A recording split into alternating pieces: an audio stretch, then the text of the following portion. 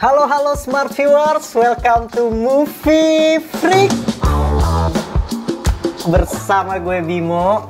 Dan hari ini gue mau ngebahas dokumenter dari Korea. Wih, ini kalau Korea pasti udah menarik banget nih. Dan ini adalah girl band, yaitu pasti kalian udah pada nonton. Dan buat kalian yang nggak nonton, wajib banget nonton karena baru keluar 14 Oktober 2020 di Netflix. Dan ini durasinya tuh nggak lama, 1 jam 19 menit doang. Jadi itu pas banget buat nemenin kalian yang lagi bosen atau kalian yang lagi pengen nonton dokumenter tapi pengen juga nyanyi. Nah, ini cocok banget buat kalian. Judulnya itu Blackpink Lights Up the Sky. Dokumenter ini dikemas dengan menarik banget, menceritakan latar belakang dari Lisa, Rose, Jennie, Jisoo. Jujur gue tuh nggak hafal karena jujur gue juga nggak terlalu ngikutin Blackpink ini. Gue bukan fans, tapi gue bisa nikmatin, gue bisa enjoy, malah gue ikut nyanyi sedikit lah. Ada beberapa lagu yang gue tahu tuh, du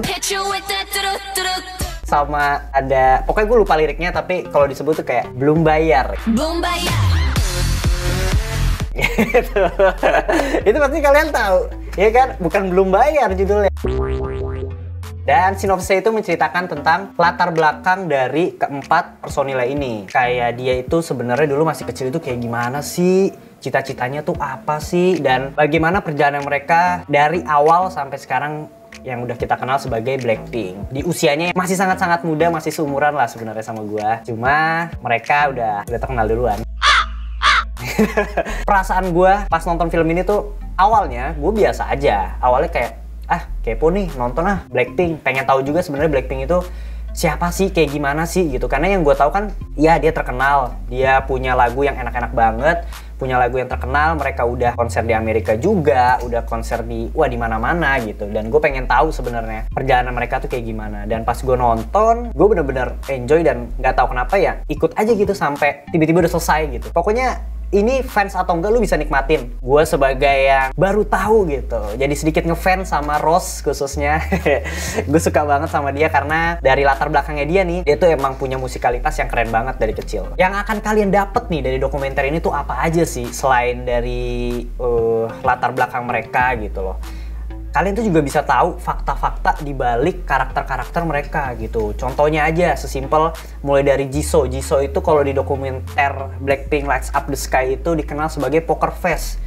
Dia itu pinter banget nutupin emosinya. Dan kalau seandainya Lisa nih, maaf nih kalau gue salah ya, Lisa itu terkenal sebagai eksekutor gitu. Jadi Lisa itu sebagai sosok yang memberikan positive vibes terus ke para personel-personelnya. Jadi ketika personel-personel lagi ya kan capek, mereka udah terkenal konser di mana-mana. Nah, itu Lisa tuh yang sebagai ayo dong gitu. Dan si Rose itu nggak tahu kenapa gue suka sama Rose karena Rose itu punya musikalitas yang menarik banget dan dia itu orang yang mau belajar. Sesimpelnya aja pas dia ikut YG Entertainment itu dia tuh nggak bisa ngedance sama sekali, tapi dia mau belajar sampai akhirnya dia, ya kalian bisa lihat sendiri ketika dia konser tuh bener-bener dance-nya juga udah bukan dance yang orang baru belajar, tapi yang udah jago juga gitu karena dilatih dari si YG Entertainment gitu. Dari sini dikasih tahu juga bahwa kedekatan mereka itu bukan cuma di atas panggung, di luar panggung pun mereka emang deket banget gitu. Kan banyak nih sebenarnya yang kayak, gua nggak nyebut nama ya, band atau misalnya kayak boy band, girl band gitu, yang cuma di atas panggung aja, tapi pas di luar panggung ya mereka ya kurang deket gitu. Banyak isu-isunya juga kan yang kayak gitu, cuma sebagai profesionalitas aja. Tapi dari Blackpink ini ternyata di dokumenter ini diliatin kalau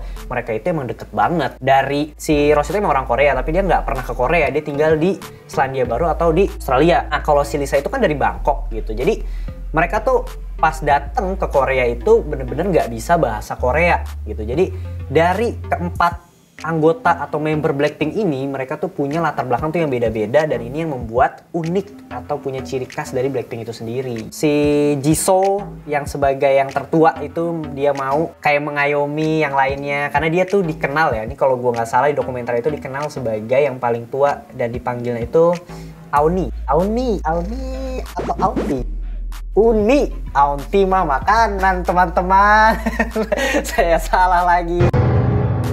Jennie dan Jisoo tuh yang kayak ayo kita barengan gitu, kita nyanyi bareng gitu, dan akhirnya mereka tuh dekat dan mereka curhat satu sama lain dan chemistry mereka itu ke bawah sampai panggung dan sampai sekarang gitu. yang akan kalian tahu tuh lebih ke spesifiknya nih, mereka tuh udah dapetin apa aja sih gitu. Kalau sebagai gue nih, orang awam, gue tahu Blackpink, gue tahu banget dia terkenal, tapi gue nggak tahu nih apa aja sih yang udah mereka dapetin gitu. Ternyata di situ tuh banyak banget. Sesimpelnya aja, dia itu udah konser di Amerika di tempat yang mereka nggak expect kalau penontonnya itu banyak banget, karena ini kan Korea, dia bawain lagu-lagu Korea yang dia nggak tahu nih kira-kira penontonnya bakal ikut nyanyi apa enggak gitu. Tapi pas dia keluar panggung itu gila banget atmosfernya, dan gue pas nonton gue jujur merinding parah. Cewek-cewek gitu yang masih muda bisa ngebawa audiens yang sebanyak itu ikut nyanyi di sana. Jadi buat kalian nih yang fansnya atau yang bukan fansnya, itu gue yakin bakal merinding parah sih. Dan gue yakin kalau fansnya pun bisa ikut nangis, karena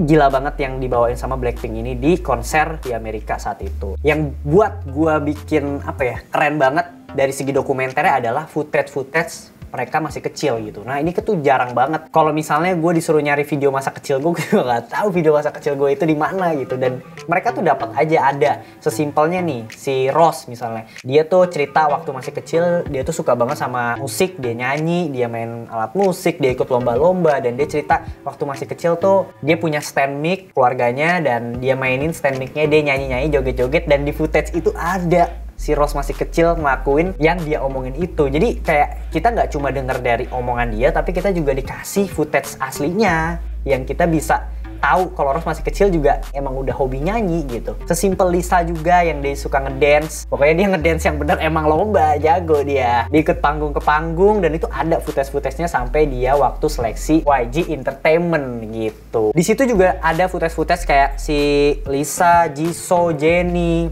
ketika dia masuk ke YG Entertainment. Jadi kayak awal mereka seleksi, dimana itu ketat banget, dimana mereka tuh perjalanannya nggak mudah, mereka harus tidur cuma berapa jam, latihan sehari 14 jam, yang kayak gitu gila banget. Dan itu sangat-sangat menginspirasi juga. Jadi terlepas dari lu bukan fans, lu tuh bisa terinspirasi sama sosok-sosok dari mereka ini. Ya dibalik semua ketenarannya, dibalik mereka di atas panggung hanya terlihat sebagai orang yang happy dengan semua yang mereka dapetin, ternyata enggak gitu. Mereka tuh punya juga yang namanya struggle gitu. Dan salah satu struggle-nya adalah mereka tuh semakin dia terkenal, semakin minim ruang privacy yang mereka dapat. Sesimpelnya mereka kemana-mana itu harus ngumpet-ngumpet gitu, harus pakai masker atau apapun biar nggak dilihat sama orang-orang. Di dokumenter ini juga dijelasin dimana kayak si Rose ini tuh kangen banget sama orang tuanya gitu, tapi dia harus menunggulah rasa kangennya itu untuk ketemu sama orang tuanya karena pekerjaannya dia gitu.